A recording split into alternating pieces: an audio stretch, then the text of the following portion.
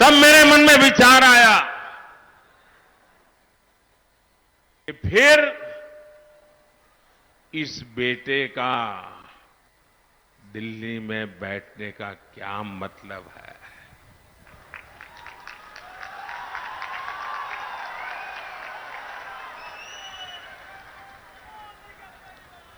अगर गरीब का बेटा दिल्ली में बैठा है, आपका बेटा दिल्ली में बैठा है, तो हर मां मेरी मां है।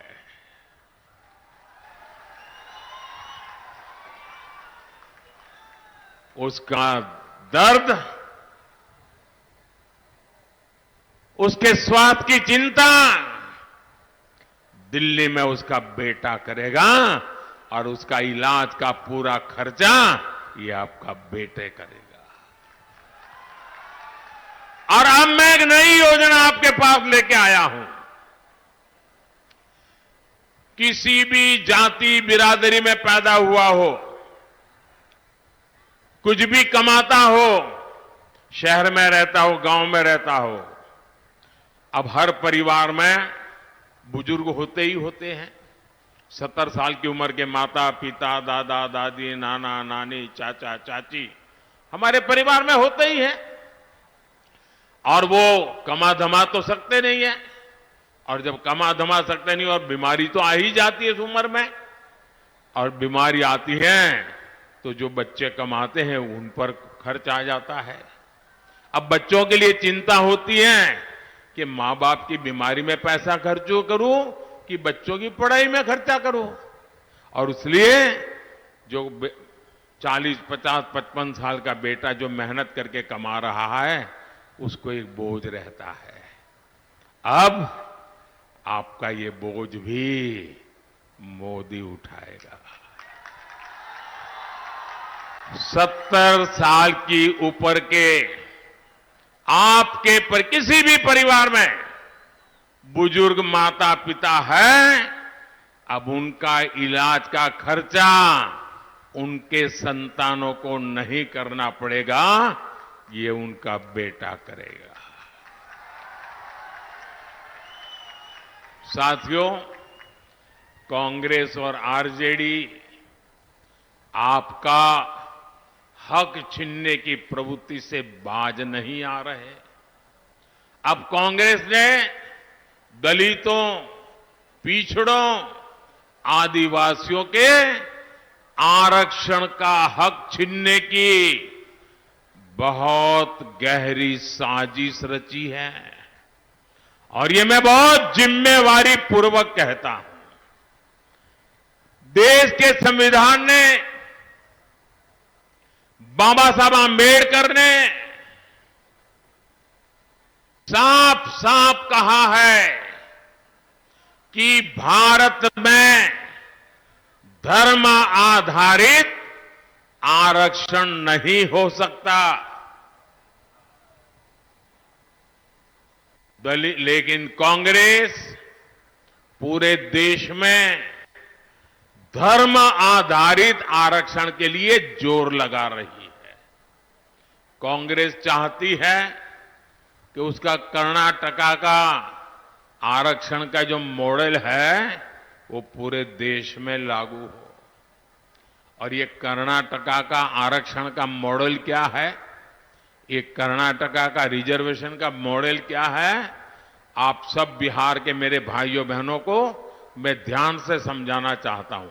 और जो लोग नहीं है ना, उनको भी मेरा वीडियो जरूर भेज देना, पूरे बिहार के घर घर में पहुंचा देना। मैं जरा बड़े दर्द और दुख के साथ, और आपकी चिंता है ना इसलिए मैं बात कहना चाहता हूं। कर्नाटका का मॉडल क्या है? कर्नाटका में कांग्रेस ने ये जो ओबीसी समाज को आरक्षण मिलता है, जो 27% का कोटा है, उसमें से चोरी करने का बहुत बड़ा खेल खेला है। उसमें से काट करके धर्म के आधार पर मुसलमानों को देने का षड्यंत्र किया है। अब सुप्रीम कोर्ट मना करे, संविधान मना करे, तो उन्होंने एक नई चालाकी की है और सभी के आंख में धूल झोंक करके, ओबीसी समाज की आंख में धूल झोंक करके पर्दे के पीछे उन्होंने खेल खिलाए। उन्होंने क्या किया, रातों रात कर्नाटका में जितने भी मुसलमान समाज के लोग थे, कितने ही अमीर क्यों न हो, कितने ही पढ़े लिखे क्यों न हो, भले कोर्ट में जज बनकर के बैठे हो, कोई भी हो, रातों रात उन्होंने एक कागज पे थप्पा मार करके उनको ओबीसी बना दिया, सबको ओबीसी बना दिया। अब परिणाम क्या हुआ, जो ओबीसी समाज के लिए 27% आरक्षण था, उसका बहुत बड़ा हिस्सा इनके खाते में चला गया और जिस ओबीसी समाज को आरक्षण मिला था, उनका हक सवालिया निशान में फंस गया। इन्होंने ओबीसी के हक पर डाका डाला है और अब यही काम कांग्रेस यहां बिहार में, देश के और हिस्सों में करना चाहती है और यहां तो आरजेडी पूरी तरह उनका समर्थन कर रही है। आप मुझे बताइए, आरजेडी ने कांग्रेस के इस पाप के विरुद्ध में एक शब्द भी बोला है क्या? एक शब्द भी बोला है क्या? यानी यहां बिहार के हमारे जो कुर्मी भाई बहन है, कुशवाहा भाई बहन है, मंडल है, यादव है, निषाद है, कई सारी हमारी जातियां ओबीसी समाज में आती है और मैं खुद उसमें से आता हूं, इसलिए मुझे पता है कि हम लोगों की जिंदगी क्या है। ओबीसी जातियों का आरक्षण छीनकर कांग्रेस अपने चहेते वोट बैंक को देना चाहता है। मैं जरा मेरे बिहार के जागरूक नागरिकों से पूछना चाहता हूं, आप मुझे पूरी ताकत से जवाब देंगे? आप सब मुझे जवाब देंगे? जो पीछे खड़े हैं वो भी जवाब देंगे, जो इधर बैठे हैं वो भी जवाब देंगे, जो इतने दूर से मुझे देख नहीं पा रहे वो भी जवाब देंगे। क्या आप ओबीसी के आरक्षण को लूटने देंगे? क्या आप ओबीसी के आरक्षण पर डाका डालने देंगे? क्या आप अपना हक जाने देंगे?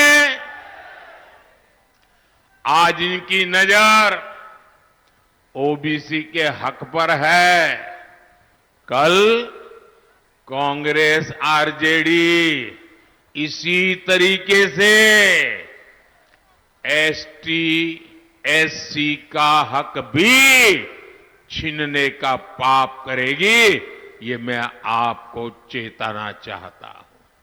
साथियों, तुष्टीकरण के दलदल में कांग्रेस आरजेडी जैसी पार्टियां इतनी धंस गई हैं कि उनके लिए संविधान कोई मायने नहीं रखता, संविधान की भावना मायने नहीं रखती, बाबा साहब आंबेडकर की बात मायने नहीं रखती। 2011 में जब दिल्ली में आरजेडी और कांग्रेस की सरकार थी, ये आरजेडी वाले सरकार में थे, तब उस समय के प्रधानमंत्री डॉक्टर मनमोहन सिंह जी की कैबिनेट ने ओबीसी आरक्षण का हिस्सा छीनकर, डाका डालकर धर्म के आधार पर वोट बैंक को आरक्षण देने की मंजूरी दे दी थी।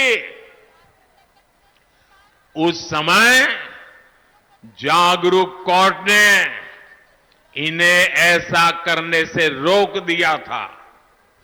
बावजूद इसके ओबीसी कोटे से अपने वोट बैंक को आरक्षण देना, सुप्रीम कोर्ट के मना करने के बाद भी इन्होंने घोषणा पत्र में रखा।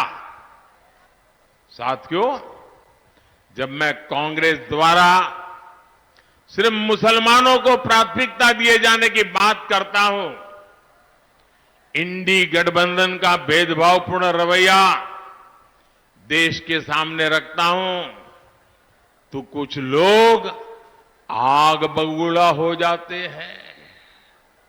उनकी पूरी इकोसिस्टम पिछले एक सप्ताह से मेरे बाल की खाल उधेड़ रही है, मेरे बाल नोच रही है।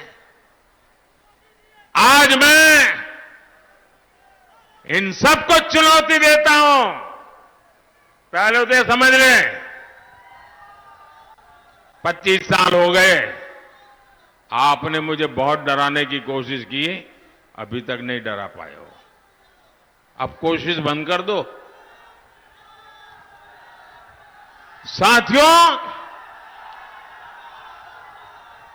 इन्होंने यहां तक झूठ फैलाया कि अभी डॉक्टर मनमोहन जी ने ऐसा कहा ही नहीं था कि देश के संसाधनों पर पहला हक मुसलमानों का है। लेकिन साथियों, आज डॉक्टर मनमोहन सिंह जी का एक और पुराना वीडियो सामने आया है, जिसमें फिर से वो वही कह रहे हैं कि देश के संसाधनों पर पहला हक मुसलमानों का है। और ये वीडियो सामने आने के बाद कांग्रेस और उसका इकोसिस्टम, जो आए दिन मोदी को गालियां देता था, आज उनको जैसे सांप सूंघ गया है, सांप सूंघ गया है। जो मीडिया पहले के बयान को गलत ठहरा रही थी, उसने भी चुप्पी साध ली है। और मैं दिल्ली में उन मीडिया के लोगों को रात देर जाकर के देखा था। मैं आज उनकी व्यक्तिगत रूप से आलोचना करना नहीं चाहता हूं और नहीं ऐसे लोगों के लिए कुछ कहना चाहता हूं, लेकिन मैं देख रहा था, बिना सबूत, बिना जानकारी, बिना फैक्ट चेक किए एकदम से मोदी पर हमला बोलने के लिए